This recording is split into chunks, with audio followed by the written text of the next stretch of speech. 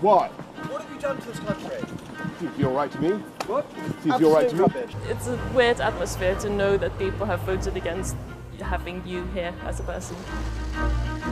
Mr. Speaker, the British people have voted to leave the European Union. It was not the result I wanted, nor the outcome that I believe is best. After decades of uneasy relations with Europe, Britain has finally chosen to take back control. I think it's a wrong decision, but there you go, that's democracy for you. We followed the twists and turns of this bitter breakup since the referendum to understand the reason why the British people turned away from the EU. Europe is like a big monster. This was the opportunity to kick the government, to kick the establishment. The political storm that followed. I saw on a television monitor at my feet that the Prime Minister had just resigned. You lose a Prime Minister, you lose a Chancellor of the Exchequer, and people think, well, the whole country is sort of falling apart. And the major consequences that have already emerged across the United Kingdom. I think it's very difficult to run this country without immigration. Some people believe it is open season now for racism and xenophobia. I mean, saying I told you so doesn't help anybody. There's a big social division in our society. The Article 50 process is now underway. There is no reason to pretend that this is a happy day.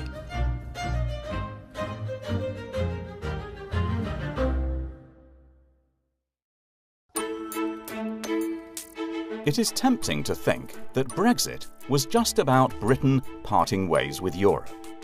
But to truly understand the results of the referendum, we must look deeper into how voters across the UK ultimately made their decisions. We first visit Hull, a small town that lies on the muddy banks of the River Humber in northern England. For years, the city has been a hub for ships and ferries travelling back and forth to mainland Europe. And so it has earned itself the nickname of the Gateway to Europe. Long past the referendum, the flag of the EU still flies high at the port of this town, even higher than the flag of the United Kingdom. Ironically, the people of Hull voted overwhelmingly in favour of leaving the EU, with a 68% majority. For this long-neglected city, which is home to some of the poorest and most deprived communities across the UK, the referendum demonstrated that the people thought things can't get much worse here. A place like Hull, I mean, despite being the city of culture and so on, is essentially a predominantly working class, old industrial port city. And it's a classic territory for the people who feel left behind by globalization. And I think a lot of the referendum was to do partly with, immigration, but partly of this feeling that people had lost their economic power. The people of Hull are just as likely to blame the politicians of Westminster as the faceless bureaucrats in Brussels. For them, all such politicians have been distanced from and not concerned about their issues. Tarek Haddad is a journalist at Hull Daily Mail. His observation of the referendum convinced him that there was much more to the way people voted than just the UK's EU membership. Even if voting to leave had a lot of uncertainty, and it might have actually, some people knew it might even make things worse, but for them, they just knew that at least it's going to be some sort of change. And I think for a lot of people here that they just needed change. And things can't really get much worse for a lot of people here. The benefits of EU membership were ones that they can't really see. Even though I believe they're there, they can't really see them. But they can see lots of reasons why a change is welcome, even if they don't know what the change is going to be, something to sort of lift us out of this, this not very successful period that they feel they're going through. And I think that drove a lot of those working class places such as Hull. People were led to believe that things are going to get better and they're going to matter again, we're going to make Britain great again. But I think, to be honest, the votes happened, now it's just gone back to normal, and it's kind of almost sort of business as normal, and nothing's really changed for the people of Hull. It's just the same, and I'm surprised actually how they've just accepted it. If I was told that things are going to be great and then everything stayed the same, I'd probably be a bit angrier. Just 50 miles to the west of Hull lies the historic capital of Yorkshire, one of the few towns in England which opted to remain in the EU. Known to be a much more cosmopolitan city compared to Hull, York enjoys hosting thousands of tourists every year. So the people here are somewhat used to the good side of foreigners. These cosmopolitan, middle-class cities, most of them voted to remain in the EU. And so, you know, a lot of the attitudes you would get in a place like York would not be different, very different to the attitudes you get in London. You know, whereas Hull is miles different. You know, it's a different country almost. So, you know, it didn't surprise me that York voted to remain. I would have thought that was classic Remain territory. In the busy town centre of York, a young shopkeeper working in a skateboard store tells us why he thinks Britain has made the wrong choice. Everyone should be open to people wanting to come into this country and like work and experience it. Vice versa, if you want to, like, I want to go travelling soon. Like, I won't like the thought of people being judgmental towards me wanting to go travel and work in Europe. Originally from the much more conservative town of Grimsby, Will had sensed from early on that the prospects of Brexit was much more likely than the numbers on the polls were showing. Where I come from is a bit of a backwards little town, and people are very opinionated, and I kind of knew the demographic of who would be voting and what they'd be choosing. A lot of the older generation, I think, will tend to want to vote out, just from the stigma when they was younger against people coming into our country, I guess. Not all the younger voters were in favour of remaining part of the EU. Callum, a recent graduate working in an ice cream van in the centre of York, was amongst the few people of his age to vote Leave. And he had reasons for it. I voted Leave, I guess, for a couple of reasons. The first is, I guess a case of national sovereignty. I feel like my politicians will often hold the EU as the main villain behind the reason like why change can't be enacted, in my opinion, whether that's correct or not. And then I think the second one is it kind of feels like a lie. I don't know. Like, free trade is apparently vitally important, and with that comes the free movement of labour, and I don't know, I feel rightly or wrongly it's been very damaging, and, you know, people feel like their living standards have got worse and they've been unable to kind of like change it. From what I understand, my government like asked for a referendum to be introduced and then only planned for one side, which was the status quo, which is mind-blowing. So in that sense, yes, it's probably fair that he resigned. The British people have voted to leave the European Union. The story of how the referendum came to happen was, in fact, a rather unusual one. Normally, governments would hold a referendum to persuade the public to back a change that they want to introduce. But to initiate a referendum and then start campaigning in favour of the status quo, well, that's something more or less unheard of.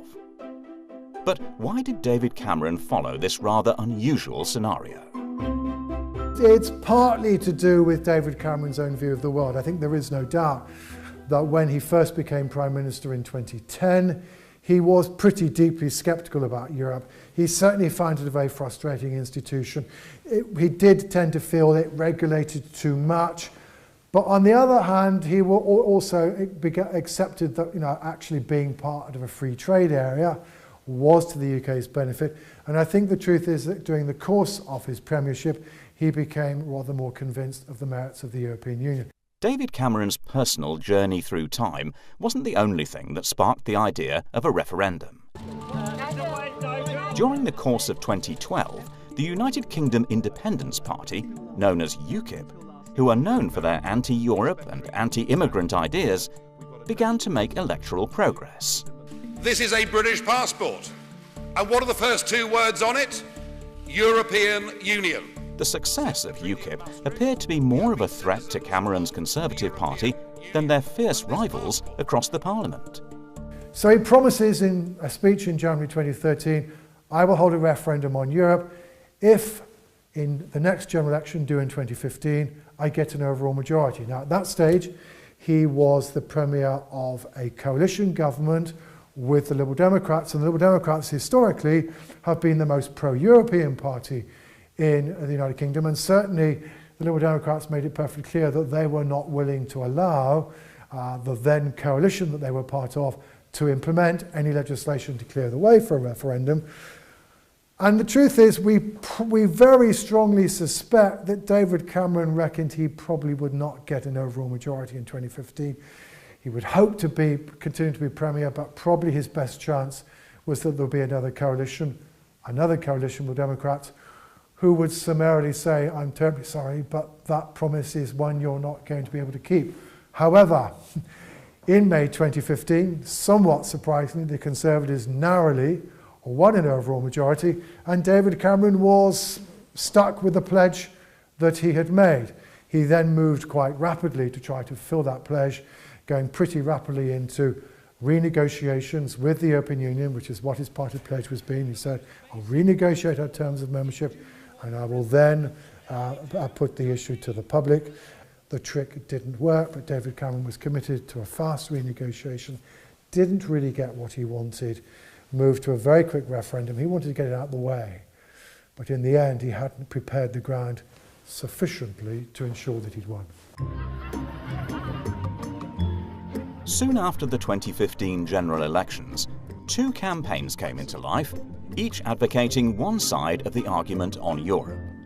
The Remainers, a Tory Brexit negotiation would be a disaster, and the Leavers. Can we go forward to victory on June the 23rd? Yes, we can! The advocates of remaining in the EU campaigned behind the banner of Stronger in Europe.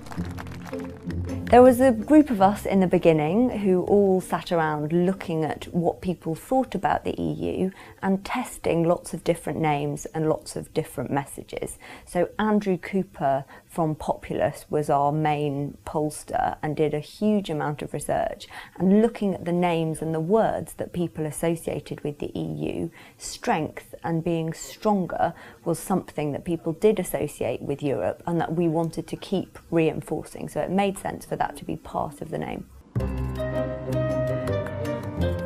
It was the biggest cross-party campaign ever to be formed in the UK.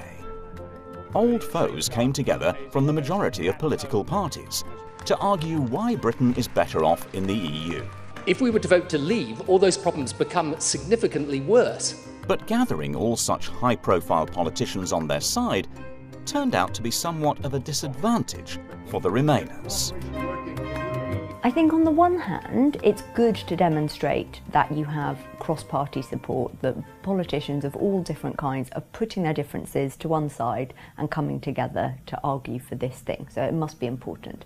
But on the other hand, the Leave campaigns made people think that the establishment and politicians weren't to be trusted, or experts. So while we're busy building a campaign with politicians, economists, historians, scientists, farmers, you name it, all these people saying that we're better off for all these reasons, actually the Leave campaign sort of flipped it the other way around and said, we don't need to listen to experts, it's about you.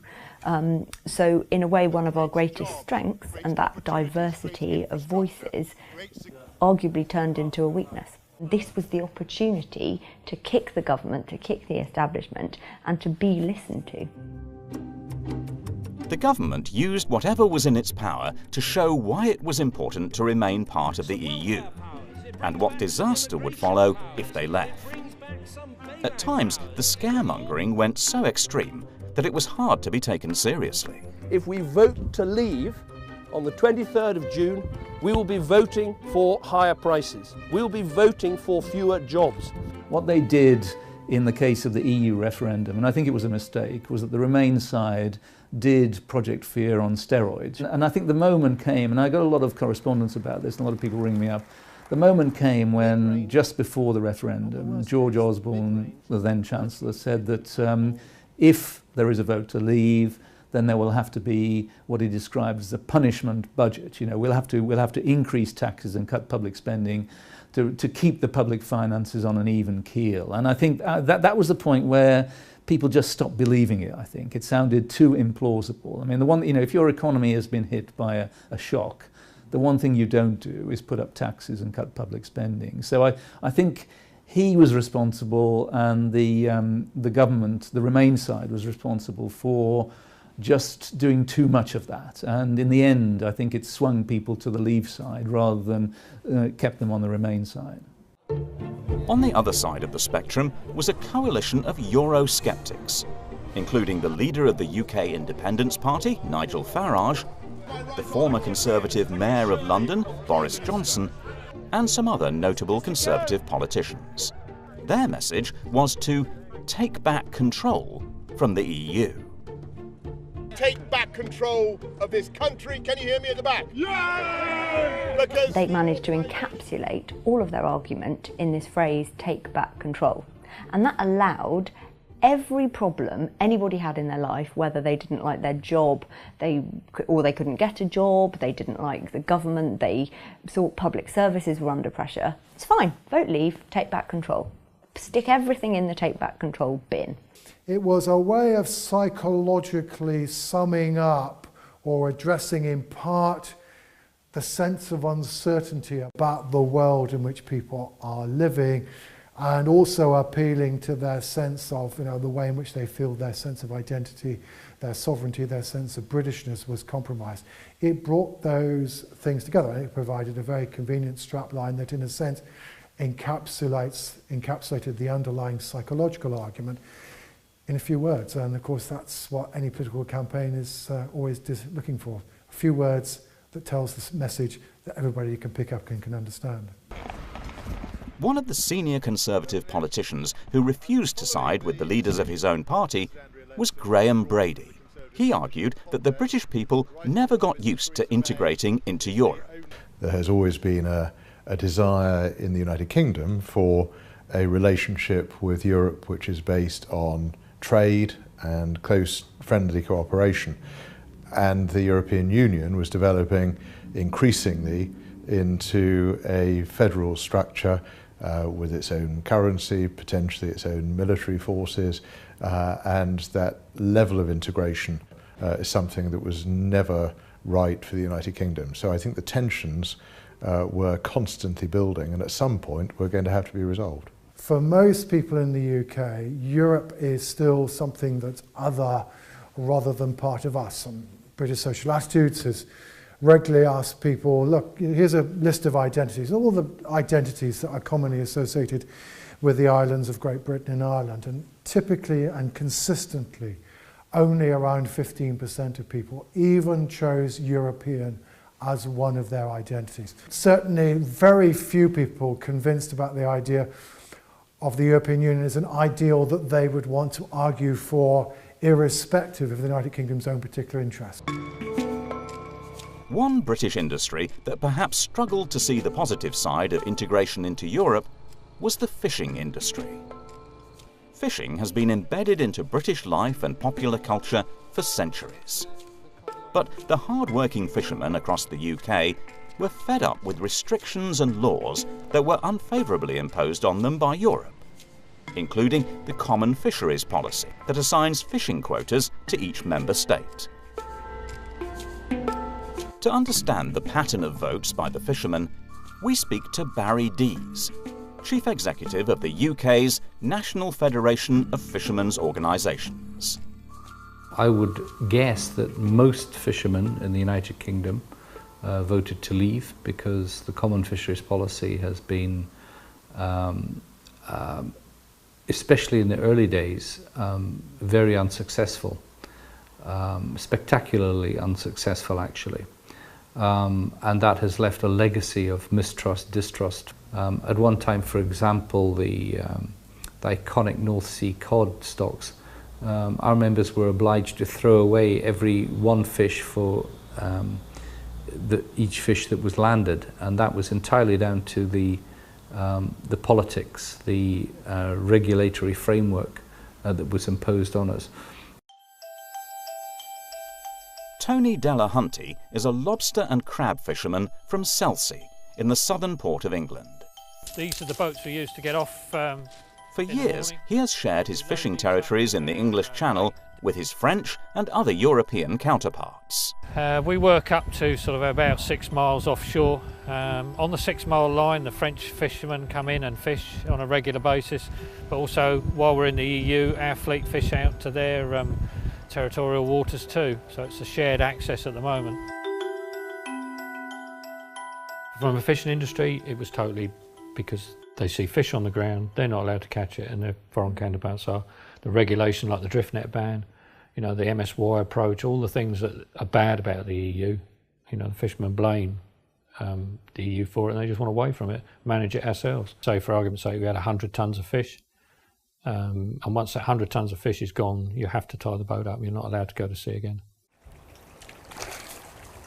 The young fishermen, the older fishermen, all wanted out. I don't think there was any difference at all in that.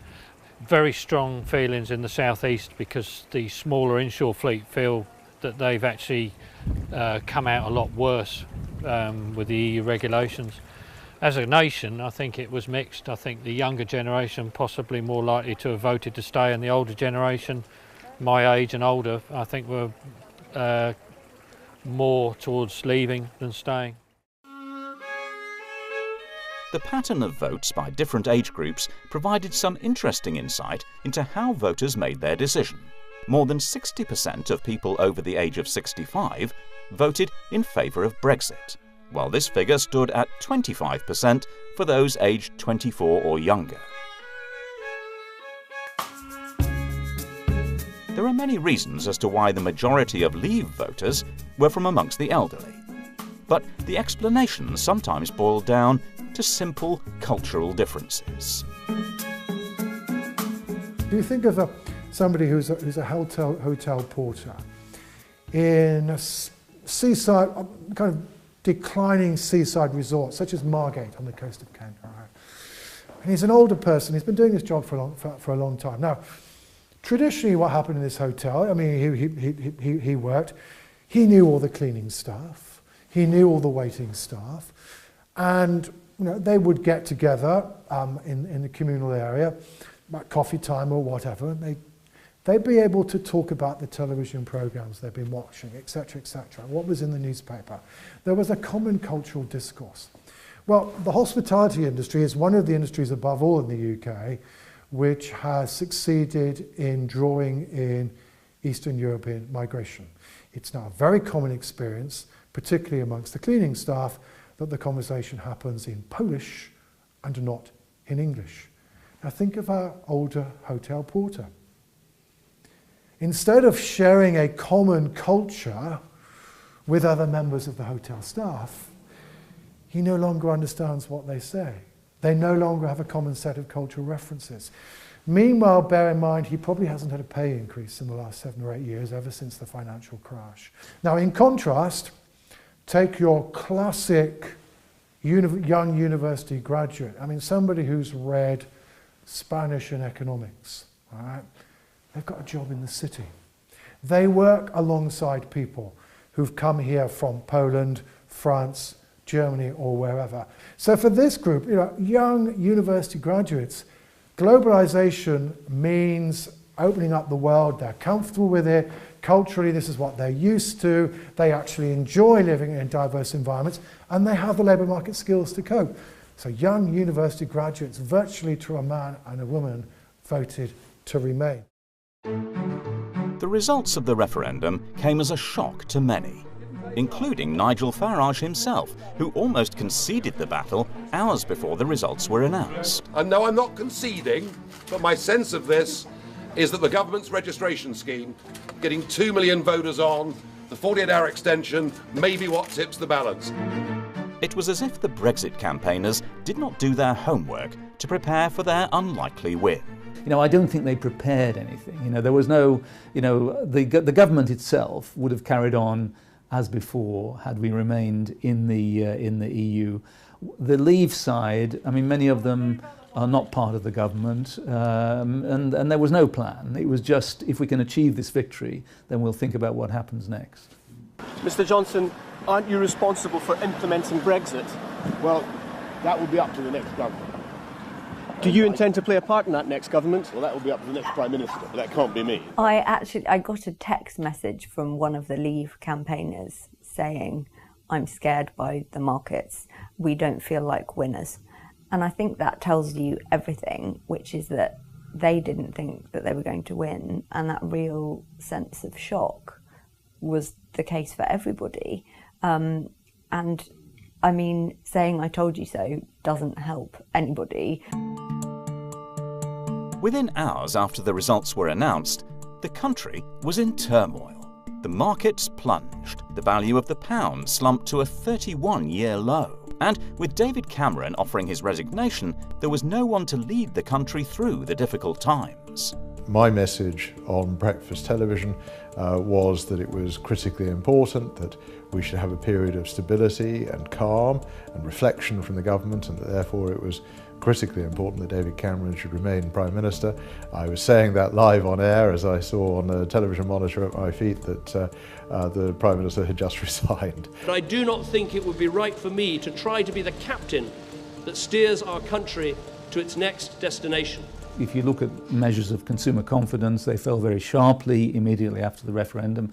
People were quite worried. You know, you lose a Prime Minister, you lose a Chancellor of the Exchequer, and people think, well, the whole country is sort of falling apart. The surprise for me was that, you know, looking at this from an economic perspective, as I tend to, most elections tend to be what we would call in the jargon pocketbook or wallet elections, that people will vote for what is in their own best interests. And either people, in this case, didn't believe that there would be an economic downside from leaving the EU, or were prepared to sacrifice some of their income, some of their future income, because they thought this idea of taking back control was more important than that.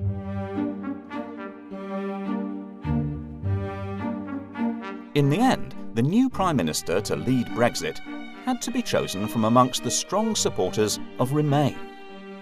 With former London Mayor Boris Johnson backing down, and the veteran Conservative politicians, such as Michael Gove, out of the picture, the then Home Secretary emerged as the sole front-runner. And can now declare that Mrs May has been elected as the new leader of the Conservative Party with immediate effect. A politician who only weeks before the referendum had warned of dire economic consequences if UK was to leave Europe. In a secret meeting at Goldman Sachs just weeks before the referendum, she was heard saying, "I think the economic arguments are clear. One of the reasons people invest in the UK is because it is in Europe. And if we are not in Europe, I think there would be firms and companies who would be looking to say, do they need to develop a mainland Europe presence rather than a UK presence? So I think there are definite benefits for us in economic terms." The problem we have in this country is that whilst the people have spoken, the same players have just been shuffled around the chessboard, and we're still being run by the career, professional, political class. For ordinary UK households, Brexit has so far presented them with an uphill economic struggle. With the pound value tumbling by as much as 18%, the cost of the dollar or euro-priced goods imported from the UK's biggest trading partners, such as United States and Germany, have risen sharply. Now you see that most at its extreme when you look at the costs for industry. So the costs for industry are currently rising at a rate of about 15% a year. And not all of that 15% gets passed on to shop prices, but some of it does. And you move from, you know, having had no inflation in 2015 to maybe having 3 or 4% inflation at some stage over the next couple of years. The number to bear in mind there is that wages, earnings are rising by around about 2%. So, you know, you could get a situation, we will get a situation where prices are rising much more rapidly than people's incomes. Undoubtedly, some of the biggest victims of Brexit have been the migrant communities. Prior to the referendum, the Leave campaign had focused much of their efforts on how the country was at a breaking point with regards to immigration. And arguably, it was this fear of immigrants that shaped the outcome of the referendum. It's probably true that, but for the relatively high levels of inward migration that the UK has experienced over the last 10 or 15 years, we would have not have voted to leave the European Union. At the end of the day, the crucial political success of UKIP, the party that's principally originally campaigning for leaving, was to link the idea of European Union membership to the level of immigration. Of course, within the single market, it isn't possible to control EU migration. And this was the fundamental stumbling block that David Cameron encountered in his attempts to negotiate a better deal before the referendum. Had there been some flexibility on that issue of freedom of movement within the single market, then perhaps the referendum would have had a different outcome. The argument goes as far back as a crucial decision in 2004, when the then Labour government opened up UK borders to Eastern European migrants. Originally, it was thought that 13,000 European citizens would head to the UK in search of jobs and financial benefits every year. In 2015, this figure came close to 250,000. The United Kingdom, for most of its post-war history, despite the fact that it had experienced quite a lot of inward migration from the Commonwealth in the 60s and 70s, was a net exporter of population. More people from the UK found jobs abroad than came here. Not surprising. Economically, for much of the post-war period, we were not that successful. But for the last 10 or 15 years, the UK actually has experienced more inward migration than it has done any period since the flight of the Huguenots in the 17th century. So that inevitably, all experiences of relatively high immigration in virtually any society creates tensions, it creates issues. Immigration, however, has been extremely important in filling up gaps within the UK labour market. There are particular sectors in the UK that are heavily dependent on EU migrants. In manufacturing, 10% of the total workforce come from Europe. 8% of those in retail, restaurants and hotels are EU workers.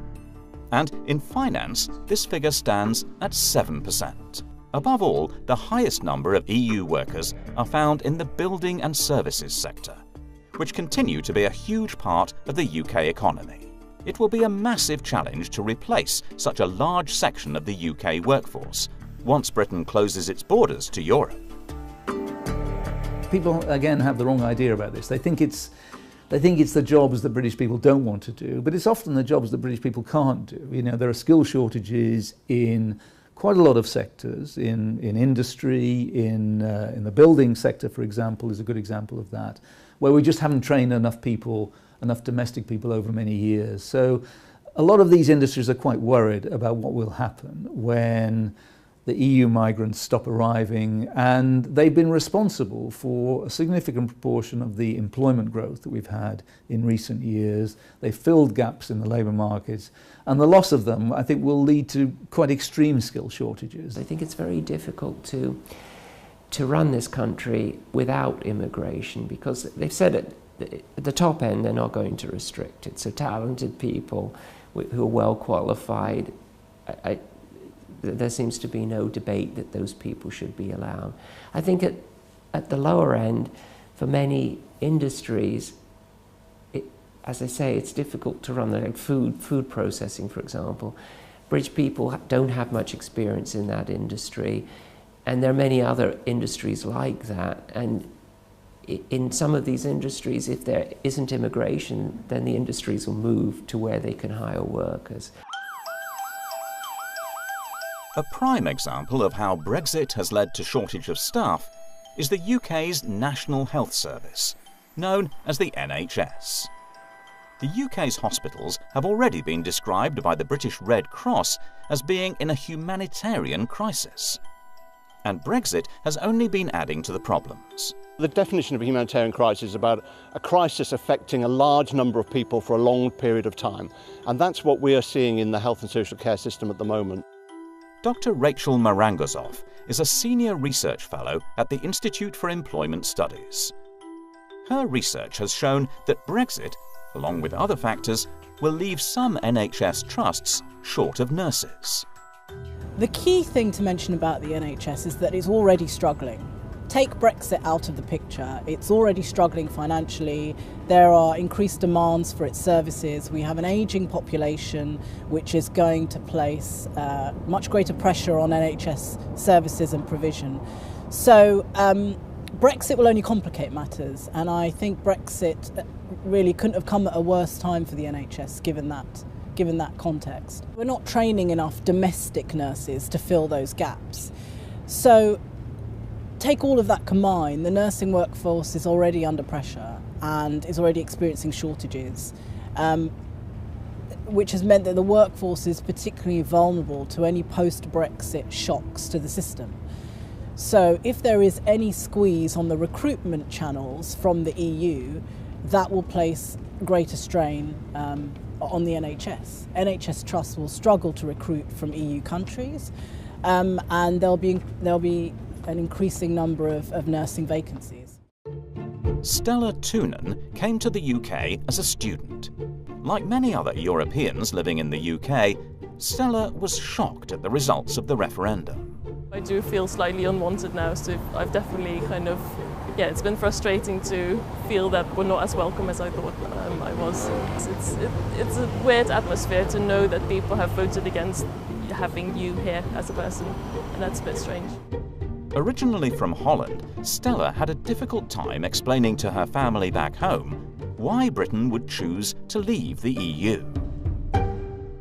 I'm all for democracy, clearly, and I think a referendum is a very good way to give people more of a say in what needs to happen. But the point of democracy is also to vote for someone who is an expert in politics to then kind of make the decisions for you, because they've been in politics for ages and they know exactly what's happening, so they can make a better informed decision.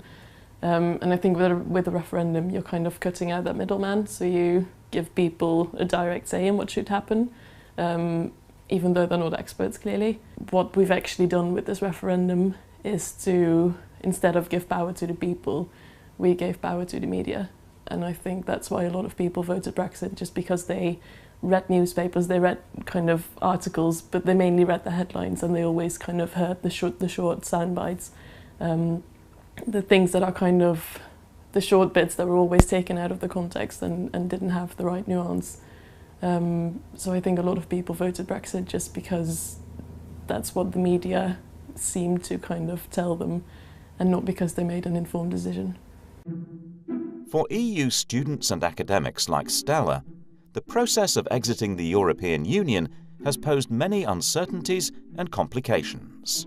The government has not yet been clear as to what will happen. What are the terms and conditions that EU students will have, post 2017? This is even before Brexit actually materializes. This is, of course, the university's minister, Joe Johnson, has been clear that it's kind of like part of the negotiating aspect of the whole Brexit. So that they're kind of using EU students as a bargaining tool to see what better deal they could get. So this has created a lot of uncertainty. The uncertainties are not just limited to academics, but the UK universities are also feeling the heat of Brexit.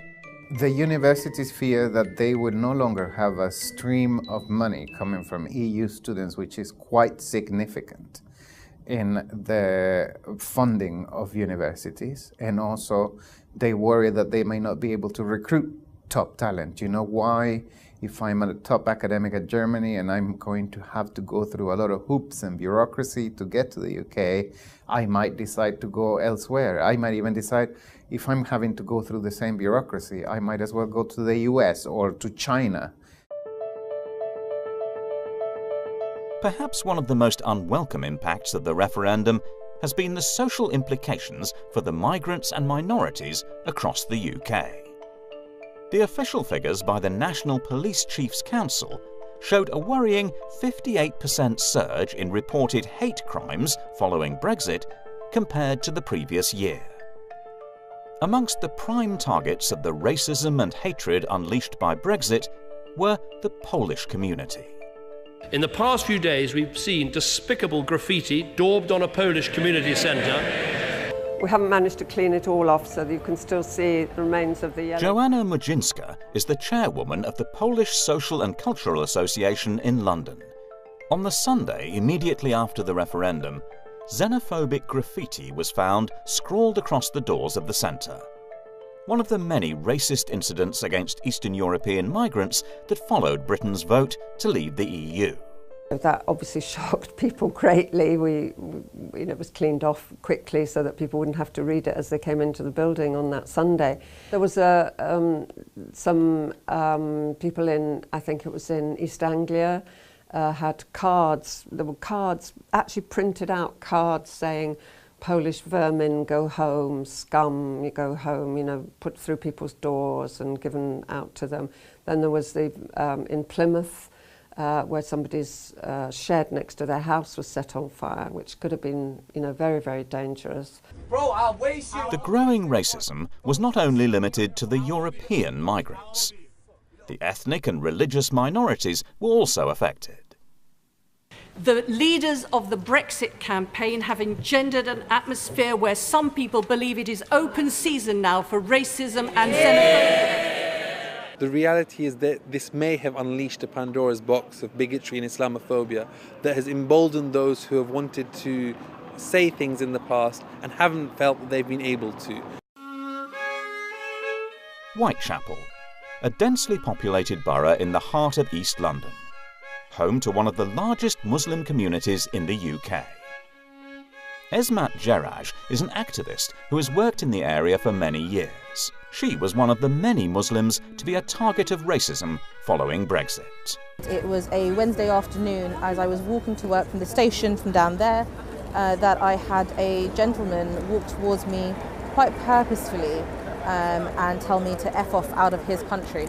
Now, of course, I was both shocked, angry and very much surprised, as I hadn't faced such blatant racism in a very long time, especially in an area that was so diverse. It was very worrying that such an incident happened in the middle of the day, and with it being so close after the referendum on whether the UK should leave the European Union, it was clear that this was part of a much broader worrying trend around post-referendum racism and xenophobia.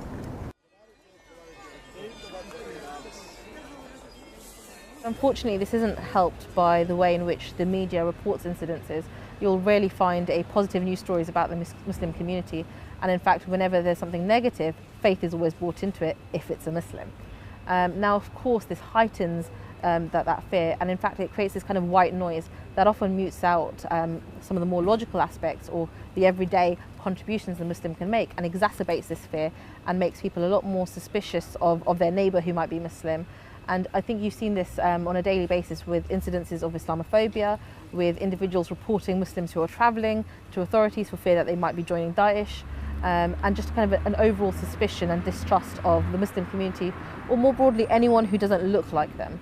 And I think both politicians and the media have a very strong role to play here in allaying some of these fears with greater religious literacy, but also greater responsible reporting and carefully thinking about the words that they use, rather than just speaking blindly about a community or about a population. The rising racism and xenophobia has not only been a cause for social concerns, but has also impacted Britain from an economic standpoint.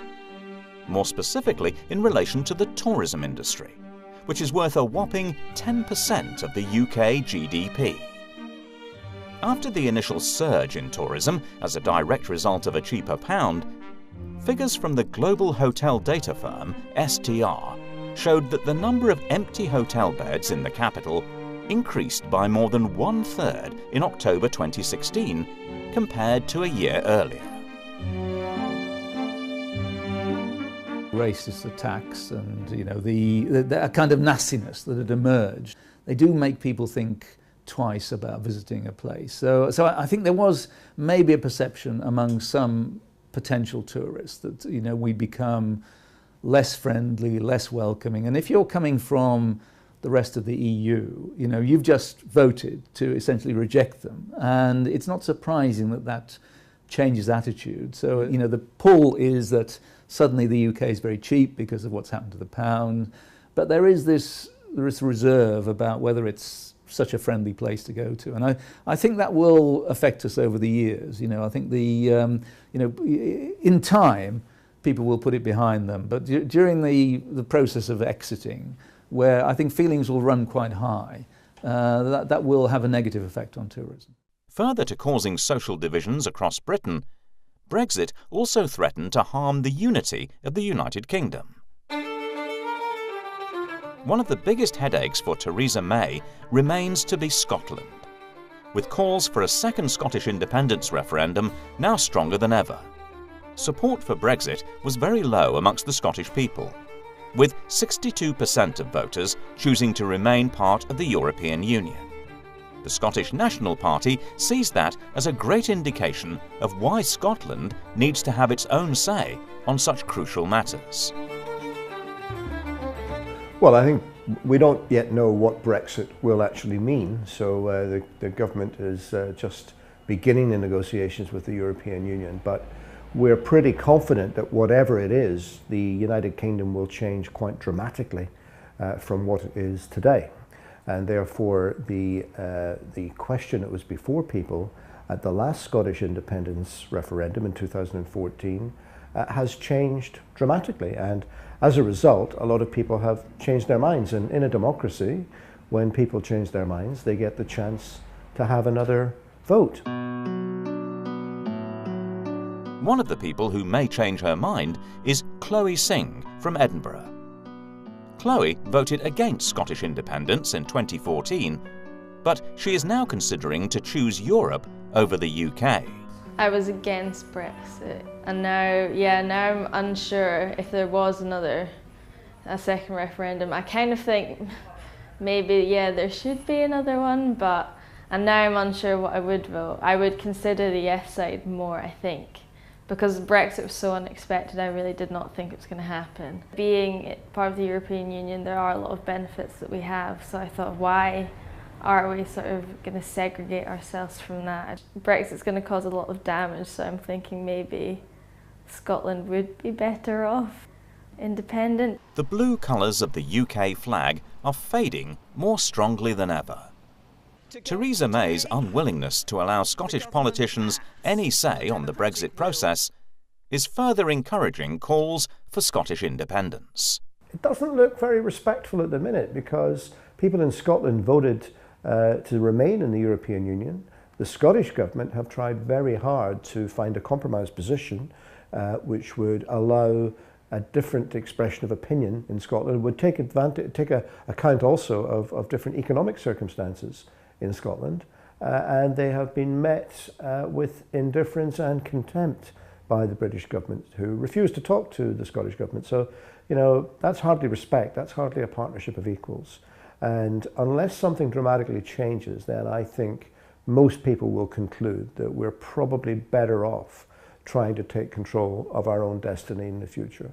In a country the size and diversity of Britain, it's a remarkably arrogant attitude to take, to say, well, one size fits all and whatever London thinks is right, you will have.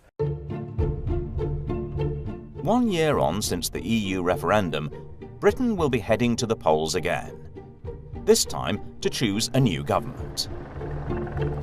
I have just chaired a meeting of the Cabinet where we agreed that the government should call a general election to be held on the 8th of June. We welcome the general election, but this is a Prime Minister who promised there wouldn't be one. A Prime Minister who cannot be trusted. Whatever the outcome of the elections, Britain has a difficult road ahead in its quest to exit Europe. With the Brexit negotiations only beginning, there is still a long way to go to understand whether the British people have made the right choice or not.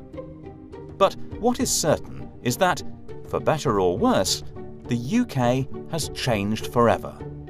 And so has the EU.